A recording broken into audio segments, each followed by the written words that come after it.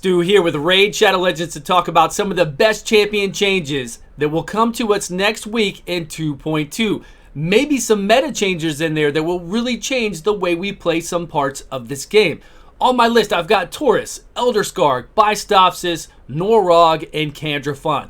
That's right, I've got Taurus. And if you would have asked me, hey Stu, what do you think is going to happen with Taurus? I would have said he's going to get nerfed, and instead of applying 3 poisons, he's only going to apply 2 poisons.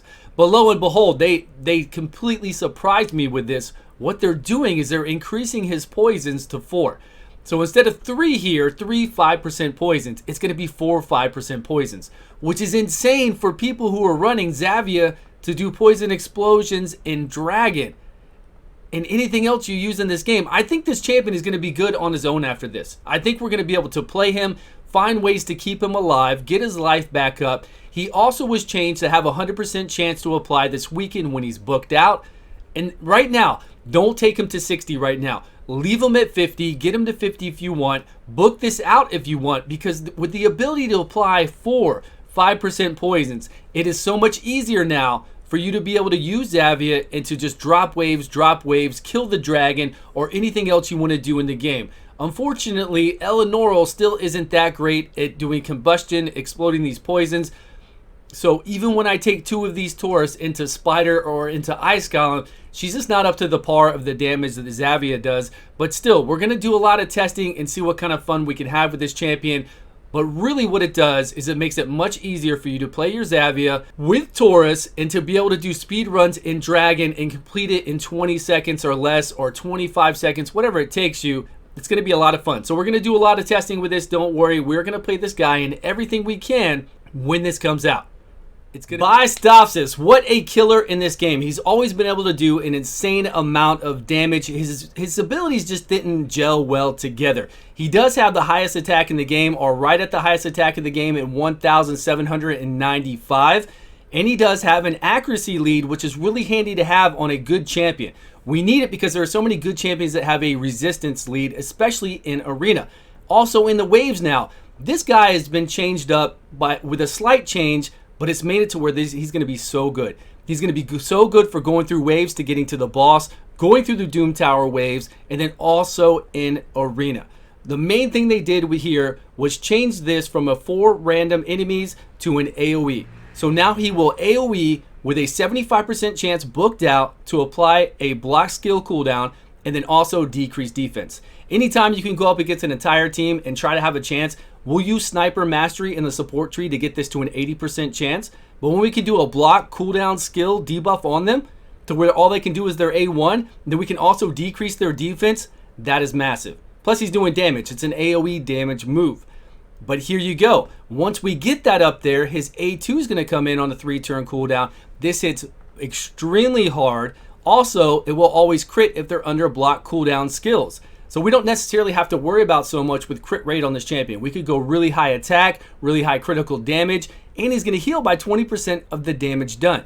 So not only are we going to lock everybody out on this A3, or at least try to, 80% chance with Sniper Mastery, pretty good. 80% chance to also decrease defense is pretty good because we're getting two big debuffs here. Very strong on a wave, very strong in Arena, and then we come back around and hit for a massive amount and heal himself. They also changed his A1 here where we do the block cooldown skills for 1 turn. They've added on to this and said, has a 35% chance to place a True Fear debuff for 1 turn on targets under block cooldown skills debuff. So he's going to do that as well. It's a 35% chance, plus we get this 15, so it's going to go up to a 50% chance to do a True Fear, as long as they are under a block cooldown skills. That's really strong. We're going to see some play. We are definitely going to see some play by Bystophus. Let me know how you feel about this champion. Do you think he's going to be a new champion that you're going to want to play to get you through waves, to get you to the boss, and to do a massive amount of damage? And he heals himself as well. I mean, locking people up, decrease defense. This guy. On to the big piggy Norad. So this guy has been revised a few times over the last year, and this one's going to be good. We're going to find clever ways with a new revision on him to negate a lot of damage. His A1 was also changed. Instead of doing a decreased accuracy, you attack one enemy and you have a 40% chance to place a block cooldown skills debuff on them for 1 turn.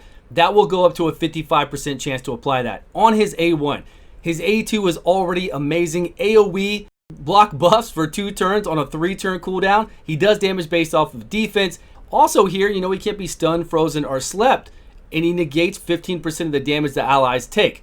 He's still going to do that. They've just added onto it. So right here, decrease the damage taken by allies that are under 1 or more buff by 15%.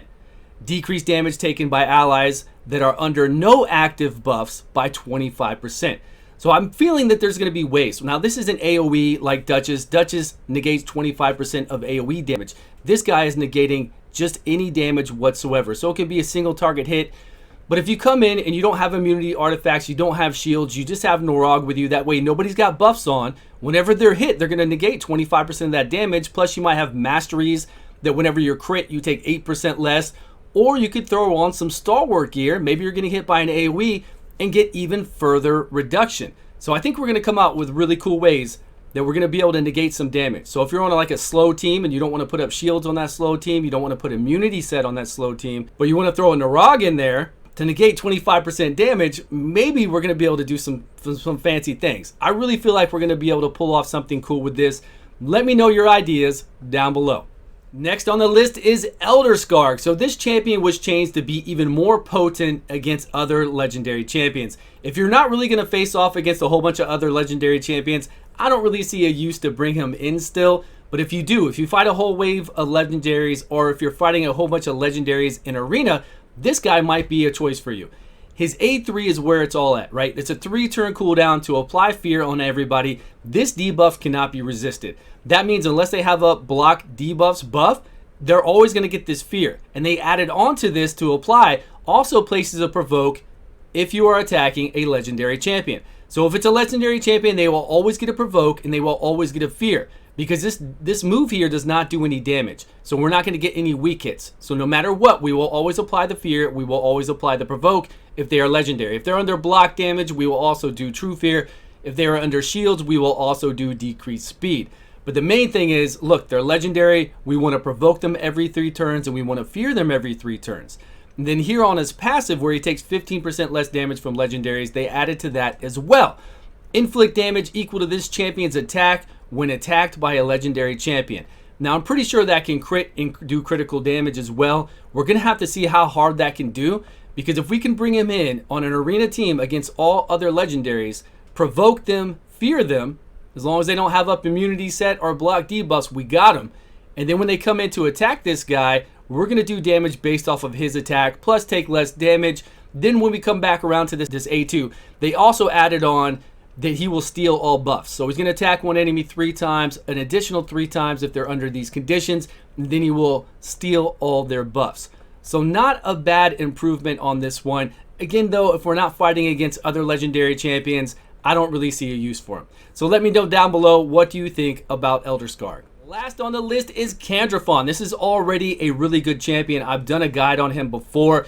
What he needed was just a little push to get him into Veil or Perfect Veil, and that's what they've given us. They've given us that and way more. I think this is the best revised champion in 2.2 that we're going to see. Let me know if you agree with that below. Damage increased by 40% when under Veil or Perfect Veil. That's what we needed. We needed a way to get him into that and a way for him to survive, because this buff here just gives him buffs. And then he just sits there the whole entire turn. He doesn't get a chance to attack. And we want to get him under Veil. So we would try to run him with Duchess before. We would do this AoE. Whenever you kill somebody from this AoE, you will get an additional turn and you will reset the skill cooldown on the hunt.